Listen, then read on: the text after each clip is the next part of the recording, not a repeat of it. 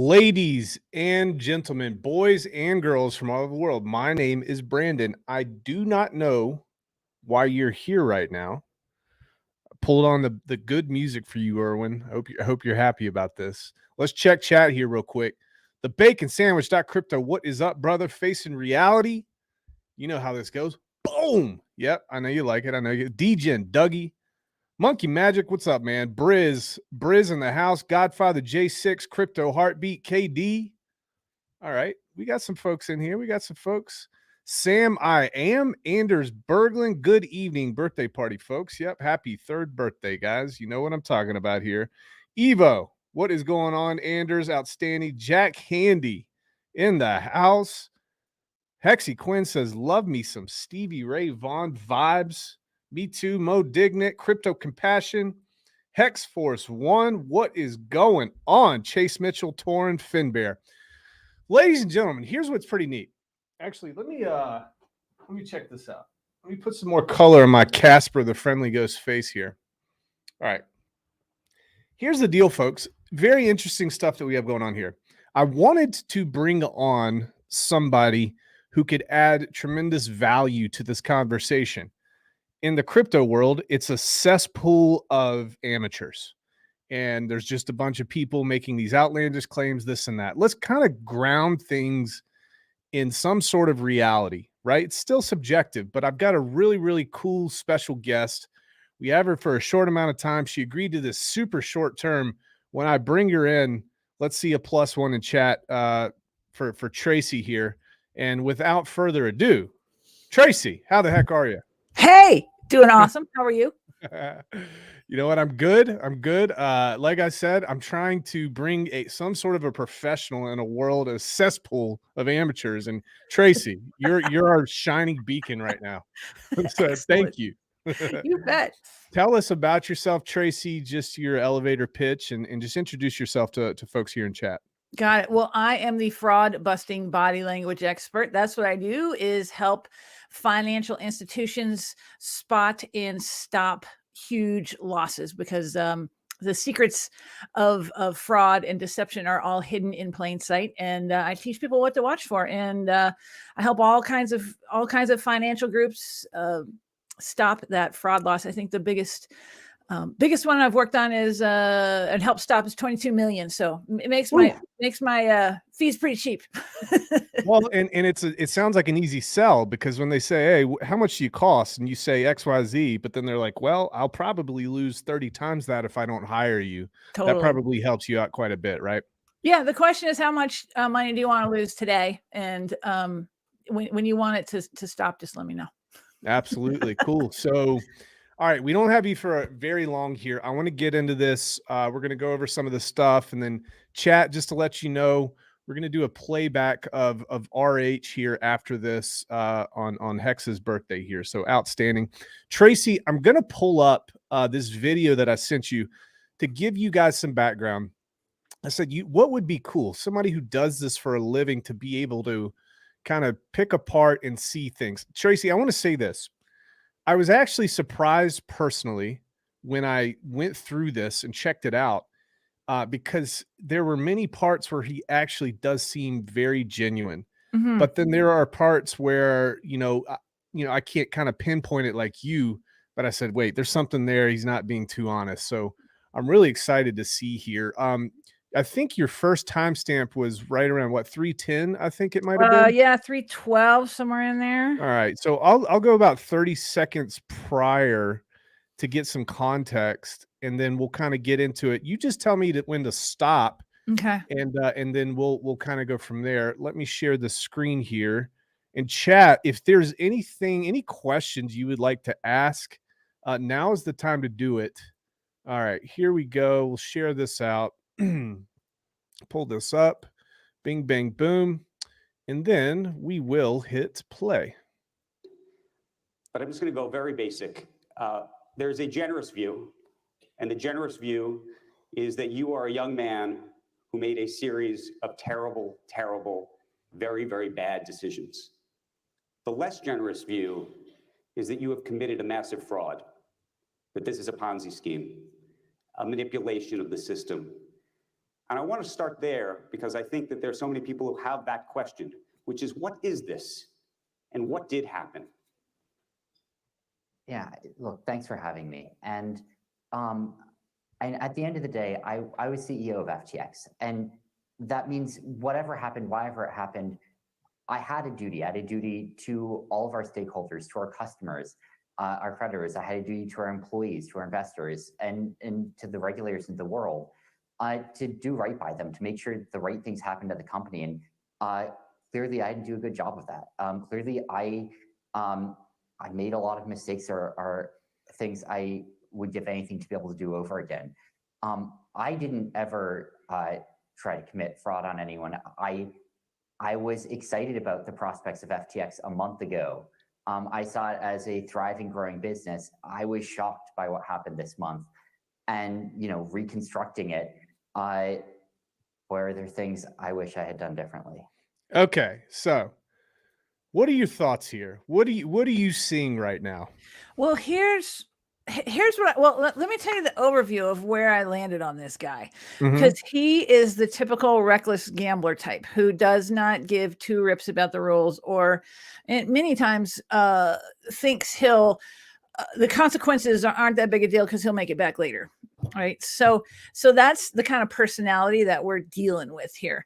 And what we see is in this is we see him looking down a lot, which we did not see in any of his other interviews that that we looked at when times were good. Okay. Right. So when people look down, they're getting into negativity. Okay. When people look like this up here, this is where things are great. Like, so for instance, you never say, if I say, Brandon, how's work going? And you go, great. Like, you see how it doesn't work. Like it doesn't match. So what we're doing is we're seeing that he has a ton of negativity around this. Okay. But he also has that little smile. And some of that is, I think, his baseline. And some of that, like he does it all the way through. And sometimes it's overt. Like he is having a great time with this. He loves the attention and he's proud of the success that he had. It did not pan out in the end the way that he wanted to, but that's what we're seeing there. And here's what we see all through this. I saw it on this video. I saw it on the Good Morning America video, is that he like, if you're not paying attention, you think he just looks down as he talks, but actually at some points when he gets into more speculative speech or talking about what was going through his mind, he's actually constructing. Okay, when people defocus their eyes, and you'll see it, he'll look off, and it's to our right just a bit, and he'll defocus his eyes, and that's when we know he's constructing information. It doesn't necessarily mean that it's false all the time, right? Constructing mean like, how did you feel at that time, right? So he's pulling that out. And you can tell because he uses a lot of or you can tell that that's probably true because he uses a lot of speculative language. And some of the languaging, where was it? He said, I don't have that info quite a bit. He said, I like when someone says, I believe that, like that's like speculative language, or I think that, like it's not necessarily a lie. They're telling you what's on their mind, and they're getting into that construction of the scenario in their mind. So I'm looking at him right now, and he's kind of leaned forward a little bit. He's got his shoulders down, and he's tilting his head down, like right there. So the first thing that I thought was, okay, is he just trying to act like he's vulnerable and scared and little, or is there like a monitor or something on the floor that he's looking at? Okay, so I did not think that he had a monitor on the floor until the very end. Okay. And at the very end, and we can go, you can go there if you want. Let's go. It's it's the very end, like around 112. Okay. And so given it is very difficult to hang on to, don't press play this yet. All right. It is very difficult to look at a camera for an hour and talk. Okay. Okay. super difficult. Mhm. And he's got a lot of negativity going on. It happens. This is how he processes negativity. And I saw, or constructing information, because I saw it in some of his other videos when things were going well. He blips into it, and here he holds it for a long time because that's what he has going on. So at the end, when everyone claps for him, he goes, "Thank you," like that. And at that point, I thought he might have a monitor on the floor, Mhm. but I don't think he did. I think it's the negativity. So if we can hear it, Yeah, let's turn the let's music see, on there. if he does it. All right. like that in that bank account. Um, and I mean, everything that I had, even all the loans I had were those, those are all things I was reinvesting in the businesses that I'd put everything I had into FTX. I want to ask you two final questions. Were you truthful with us today? I was as truthful as I'm knowledgeable to be. There's What do you think about that real quick? I want to pause. I think that so he's consistent all the way through. He's been consistent for an hour, and I think right here he's saying that there are things that he does not know. And here, but here's the thing: is that I think he wasn't paying attention the whole time. Like for however long he was doing this FTX thing, he was not paying attention to the things that you need to pay attention to run a financial institution, right? Like he was doing, and or an exchange, right? Yeah, yeah. And so I think truly he does not know because he did not care at the time. And I also think that he's locked out of a lot of things now, right? So he can't go back. He can't like study for the interview because he actually doesn't have access to the things that would be helpful for this kind of thing. So what I'm hearing you say here is that it's maybe a general lack of competence in his job brought him to this point. Maybe due to lack of Absolutely. experience, things of that nature, right?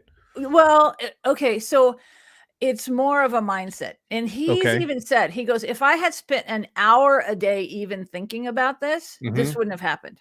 He Yeah. didn't spend that time. He got the thing to like things were rolling, everything's good. And he thought it would be great to start thinking about mosquito nets for people. And that's it. So he has an altruistic part of him, right? Sure. And I think that's why he did these interviews against the wishes of his lawyer, because that giving back thing is there, that like responsibility thing is there, but he was ignoring all of that when he got caught up in the numbers that were coming in. All right, let's keep playing here. Let's try to see what you picked out there when people start clapping. And yeah, let's see. And he thanks him and his head is down. Okay. There's some things I wish I knew more about, but yes, I was. So let me ask you this. Do you agree that over time you also lied? Do I agree that I lied? I don't know of times when I lied. I think, look, there are certainly times when I was acting as a representative, as a marketer for FTX, and when I was looking for how can I, okay, stop it right there. Yeah. Did you see how he looked up like that? Yeah, like he was down and looked up. Yeah, he didn't move his head, but his eyes kind of go up like that. That's looking for approval right there. So that's what that was. So is that so that's looking for approval? Is that looking for, hey, approval that like you bought into what I'm saying, or approval like this is the truth and he's kind of looking up to see if the guy like says it's okay? Is he looking for that? I think those are both the same thing. Yeah, Okay. absolutely. Yeah. All right. So that's what you think that is. Okay. Yeah, that's what I think that is. Yeah. So, All right. So watch when they clap, because they're Okay. going to clap here, and he doesn't look at the camera. But paint FTX as compelling a way as possible, as exciting and optimistic a way as possible, and I wasn't thinking about, I wasn't talking about what are the risks involved with FTX, there. I obviously wish that I'd spent more time dwelling on the downsides and less time thinking about the upsides. Sam Bankman-Fried, I want to thank you for this interview. I hope that some of the answers have been helpful as we've tried to understand and untangle what is a still tangled story. Sam, I know that this has been a difficult conversation and a tough conversation. And on behalf of everybody here and on behalf of the public, I want to thank you for engaging in it at a time in truth when I know you've been advised not to. So thank you so very, very much. Thank you. Yeah, so you see that he doesn't. That's the only time when I thought, maybe he has a monitor on the floor, but I don't think he does. I think he's looking down because of all that negativity, and I think he looks down and defocuses when he's getting into constructing things. Now, let's go back to like, when did he lie? Yeah. I think if you go to 733, about in that area. All right. And the question is, did he commingle funds? Did he knowingly commingle funds? And I want us to listen really closely to his answer. Okay, you tell me when to stop. Okay. A month ago, you look at what happened this month, and in a few days, all out, PR assault, which led to a total market collapse in a pretty short period of time, no bid side liquidity. I think more than $10 billion wiped off in the matter of days. And realistically speaking, no ability for FTX to be able to liquidate that position and generate everything that was owed from it. But I think the bigger question is where Alameda got the loan from, which is to say that there is a view that this is about commingling of funds. Here we go. And in that letter that I just read you, this gentleman actually copy and pasted the terms of service for FTX into the email. And I just want to read you this. It says, none of the digital assets in your account are the property of or shall or may be loaned to FTX Trading. FTX Trading does not represent or treat digital assets in users' accounts as belonging to FTX Trading. So how is it possible that Alameda had this loan of such a large size? So there's that piece from the terms of service, but there were a number of other parts of the terms of service and a number of other parts of the platform on top of that. There is the borrow lending facility, where users were lending billions of dollars of assets to each other, collateralized by assets on the exchange. You had obviously futures contracts where there are leveraged positions on. Now, of course, all of this, it's meant to be the case that these are positions where FTX could, if it needed to, margin call those positions and close them down in time such that it would cover all of those, all those shorts, all those liabilities. Obviously, that wasn't the case here, and that's a massive failure of oversight, of risk management, and of diffusion of responsibility from myself running FTX. But just make this very straight. Was there commingling of funds? That's what it appears like. It appears like there's been a genuine commingling of the funds that are of FTX customers that were not supposed to be commingled watch with this. your separate firm. I ain't knowingly commingle funds. And Okay, stop again, one piece of Did you understand what he said? I didn't knowingly. So he's not saying. No, so somebody rewind it. Yeah, I didn't knowingly commingle. Understand the word didn't.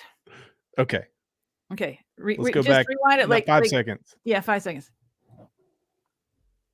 I ain't knowingly commingle funds. There you go. You can't understand it. Here's the I didn't know. Okay. Yeah. Okay. So it takes 6 organs for us to make a sound. Yeah. Okay. And I realized I gave you probably the wrong timestamp on that. It was more closer to 9, but and so that our unconscious mind will do that kind of stuff to us. It'll shut down on certain words that aren't true. And so this, I think, was one of the biggest issues in this whole thing, because 2 companies went down, not just one. And he was combining them. And that's our biggest tell in this. Now, he in another interview, he admitted that he knew. He said he vaguely was aware of, which means he wasn't paying attention at all. And the CEO of that other company said, yes, he knew. Right. So this is our tell right here about, about what's been going on. Well, the other thing I noticed is when he asked him the first time, he had an extremely long answer for a very simple question. He does that a lot. He does that. Yeah. And that's how he does things. And it's not that the answers aren't legitimate, but he never says just yes or no. Now, truthful people will do and say the minimum that they need to do and say in order to get their point across, right? Sure. Word count is, and that's the work of, he's down at the University of Texas, and his name is escaping me right now, but that's the study is word count is huge on that. Okay. So we see a lot of him dancing around things. We do, and we see it on this, and also the Good Morning America video as well. So general, just like his leg tick and him shaking, and that's just nervousness, I would assume. Well, okay, so let's talk about that. So yes, it's nervousness, but so there's a couple things, and it's actually that he wants to get out of there, right? It's his feet starting to work, and his unconscious mind goes, "We got to get out of here," and his conscious mind goes, "Nope, we got to stay," right? And he's staying, I think, because of that altruistic streak that he has through there, that he knows he needs to handle this and do as right as he can do and make the situation better. That's it's pretty hard to dig out of this. Sure. Cool.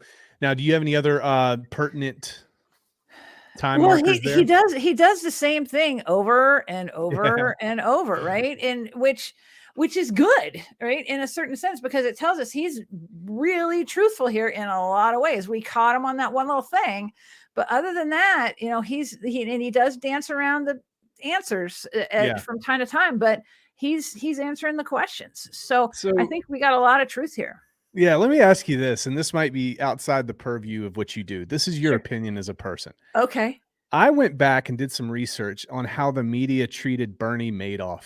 Now, Bernie Madoff, in a big way, I guess it's not a really good comparison because from an ethical and moral standpoint, he did something completely different in a way. But I'm just so surprised at the public right now and how they are. It's almost like they're rallying around him or not really holding him as accountable as I thought that they might. Oh, this fella here or Bernie? I'm talking about this fella as compared to Bernie, who the public just destroyed. So this guy lost billions and billions, and it's like there's not an outcry like I might imagine. Why do you think that is? I think it's because it was easy to foresee. Right. Okay. Crypto. So I know that you started your own coin and all this. Sure. I'll tell you the deal. And I know this from my podcast in Truth, Lies, and Cover-Ups. I interview a lot of criminals, and crypto is the preferred tender, right, for criminals and hackers, right? And so I think it's the kind of thing where it's like it's the Wild West. Everybody knew it. This is bound to happen. To trust in something that has no reserves, and it's not that the dollar doesn't have reserves either. It's just we got a country behind it, right, which makes it seem more legit. But I think it's because it's such speculation is just bound to happen. So you're saying because that there was an expectation, a strong expectation that this could happen, it kind of dampened the outrage when it finally did. Is that what you're saying? So what do you think? I've got different opinions on this. I am really, really interested in the amount of ties that his mother has. She runs a PAC. She does. Yeah, with the Democratic Party, and they actually target in a clandestine way. It's called Minding the Gap, actually. That's the name of the PAC. They target Silicon Valley VCs. So I find it here was my big thing about this. This kid who's 25 years old, who was a junior trader on the stock market, decides that him and his buddy, they just want to create a brand new company out of thin air. Within 24 months, Tracy, This company was worth multi-billions. That doesn't happen with a 25, 26-year-old kid unless he has the network to support that. Now, where the hell did he get the network? I would imagine it has something to do with his parents. They're both law professors at Stanford. They're both very well networked in Silicon Valley. She runs a pack. So that's what I'm curious about here. Well, it's not that different from Elizabeth Holmes. Well, Right? tell me more about Elizabeth Holmes. Elizabeth Holmes, Theranos, remember her? She's going in for sentencing here soon. I believe, or no, she's been sentenced. But anyway, same kind of deal, very connected in Silicon Valley, and networked her way around billions and billions of dollars for a company that never materialized like what they were selling, which is Was that the blood machines? yeah. Oh, All their yeah. blood tests in just a drop. Yeah. Well, Yeah. I think that from a media standpoint, I think that there's more here. You know, I found it interesting that he leaked out to the press that he used some dark channel to funnel money to the Republican Party, and then just kind of threw that out there to see what happened. I said, what's that all about? Is that a deflection? Is that like, hey, here's some fresh meat media, go over there and check it out? Like, what's he trying to do here? So I think there's a lot going on, Tracy, and I know that you're pressed for time, and I super, super appreciate you coming on, man. And I know people in chat here love it too. +1 for Tracy, please, guys. Let me check this real quick, and I'll let you go. Do we have any questions? I can't see the chat.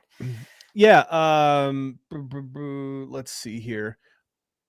On the right-hand side, does it say comments for you or no? It says comments. Yeah, should I click that? Yeah, click that. Comments. Oh boy. Okay. So I'm going to pop this one up on the stream. Sam said, I'm really curious about how Tracy got into this field and how one becomes qualified for it. Oh, okay. So the short story is that I am a hypnotist and NLP practitioner. I saw clients for almost 10 years and I got really good at reading them. You'd be surprised how many people come into therapy and lie. I ended up getting really good at reading what was on people's minds through body language, answering their unspoken questions.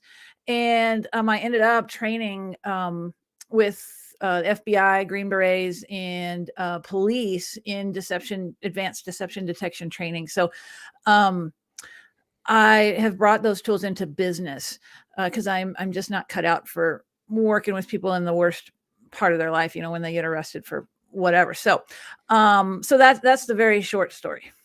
So when people come into therapy and they lie, are they lying to themselves or are they lying to you? Oh, both. Like maybe they don't want to admit one thing or the other. Yeah. So you got to pull, like, if you want to get results with someone, you got to pull all that out of them. So I've been at this for more than 20 years. Well, Tracy, every time I scratch my face or rub my eyeball, I'm self-conscious now. I'm like, oh God, you're in trouble. What's she gonna do? I know. I'm one of those criminals you're talking about. I just told her myself. Yeah. I mean, well, here's the thing. It's not like what we're doing here is we are looking for gotcha moments, right? But in real life, you're not always looking for gotcha moments. Like I work with a lot of sales groups, and it's like, okay, how do you know when someone's holding something back from you? How do you know when they're in the zone of alternative facts where there's lies woven into the truth, right? And how can you ask a better question so that you can find the answer that you need so you can make a proper decision about whatever it is. Like salespeople, it's all about, are you the last one they're talking to? How do they feel about your proposal? What's their real budget? Like I'm about to go out and speak to the Financial Planners Association in Seattle that's coming up. And they like, does their client even understand the product that they're getting put in, right? And are they revealing all of their assets? Because there's different decisions that need to be made because of that. Are their clients shopping for another planner, right? That's important not to know so they can try to retain business, right? So it's all these little things that I focus on, but there's a lot of fraud prevention as well, like knowing what's hidden in plain sight. So that's what I help people learn. No, that's outstanding. That's an incredible skill to have, especially for salespeople. But that's a skill that you need in life from start to finish. Oh So yeah. have you you heard of Chris Voss? Have you Yeah, looked yeah, at his stuff? mhm. Yeah. Went through his stuff. I find it intriguing, kind of similar to what you're talking about here. Yeah, Kinda he's a you- hostage negotiator. yeah. If you want to know more about, I have some hostage negotiators on my podcast too, Oh, sweet. that have talked about all sorts of skills and things like Tell that. us So about yeah. your podcast for these folks here in chat. Oh yeah, Truth, Lies, and Cover-Ups, and you can find it anywhere you get your podcast. And so I interview victims of fraud, criminals, and a lot of law enforcement. So you can learn some of their crazy stories, but also the tools that they use so that you can protect yourself in your life. So I did talk to the lead investigator in Bernie Madoff investigation from the FBI. Yeah. The guy the FBI guy who caught the Unabomber, talked to Mhm. him. The real guys from Netflix Narcos. Mhm. Oh, That cool. caught Pablo Escobar. Yeah, Yeah. I can't believe they call me back. Right? So I got a bunch of really cool stuff on there. Outstanding. Mhm. One last question. I'll let you go here. Are there any areas of life outside of your job where you find your skills helpful? Everywhere. Are you kidding? So like my husband, let me tell you about my husband. So Yeah. he's a rocket scientist, and he's the reason you can watch little cat videos on your phone, among other things. But we were remodeling the house, and he had torn out the whole kitchen, and it was late. We were working. We go to the store. Now, see, he doesn't like that rotisserie chicken. You know, those awesome Yeah. he doesn't like them because he thinks this is what I'm dealing with at home. He thinks there's not enough meat for the amount of work it takes to get off the bone. Wow. This is what I'm dealing with, right? So we walk by that little stand, they have the Yeah. stand, and it $5, smelled so $7 good. chicken. It was hot. It was late, and I'm like, oh, can we just, get some of that chicken? And he goes, yeah. And I'm like, okay, I know you just lied to me about the chicken. I go, what else can we eat in this store that is hot and ready to eat? Right. That satisfies your work to pleasure ratio. Yeah, right? yeah, totally. And so we looked on top, and I swear I have not seen this before. I have not seen it since. There was a turkey breast up on top that they had done the rotisserie thing with. And we got that, right? And it's like, you can just make someone's day better by knowing if they're lying to you or not, right? So anyway, things like that. Yeah. Sam says, does Tracy have a YouTube channel? I've got all of her stuff in the description of this video. I've got her website. You can find all of her links there too. So that'll be good. Tracy, I just want to thank you again so much. Guys, I reached out to 5 or 6 people yesterday, and Tracy hit me back like within 30 minutes, like super immediate. And she's taking time out of her day, and she's super busy. Tracy, thank you. Hey, thanks. Anytime you need me, call me. I think I might do that. You're going to be my correspondent once every 3 or 4 months. How about that? I love it. Yeah, we'll do it. All right, Tracy, thank you so much. All right. Hey, thank you. All right. Bye-bye. Ladies and gentlemen, there we have it. In the flesh here, we got a live reaction from a body language expert. Live reaction from Sam Bankman-Fried's interview. So I'm going to cut this short, and then actually we're about 35 minutes in. I want to cut this short just to keep the content on this and on her. And then I'm going to actually restart, and we're going to do a playback of the video that really, really convinced me that RH was a person that I wanted to kind of get behind. Okay. So I'm going to end this now. Thanks so much, folks. I don't like any of you. Katie says, I want Rags to do a thorough FTX transaction on-chain analysis. That's interesting. Yep. Facing reality. Good. Katie, thanks. HOA had questions above. He claims to have donated just as much to the reps as the Dems, which is kind of interesting because he was it was like $100 million. He was the number 2 donator to the Democratic Party behind George Soros, which is interesting. And he claims to have sent about 23 or 25 million to the Republican Party through dark channels, is what he likes to say. So who knows, man? I think this is all going to blow up. So we're going to go ahead and we're going to get us out of here. I'm going to start it back up here in just a second, and then we're just going to watch a replay, and I'm going to kind of react live to the video that really got me on board to trusting Richard and kind of introducing the Rags to Riches group to Hex. So, guys, thanks a lot. Do not like, comment, or subscribe. Your boy is out.